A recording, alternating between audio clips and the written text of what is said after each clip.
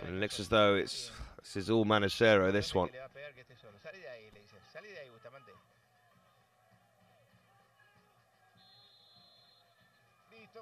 Here goes Manicero. Oh, he's bent it straight in. Well, he saw it coming. It's quite a weapon that Manicero has from that sort of distance. Just wide on the previous free kick.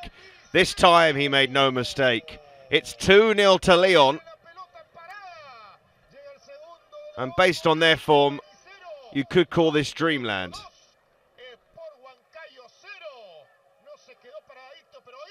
Oh, it travelled a long way, that free kick. It was a good strike.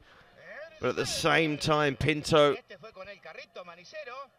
got to work harder to try to keep that one out.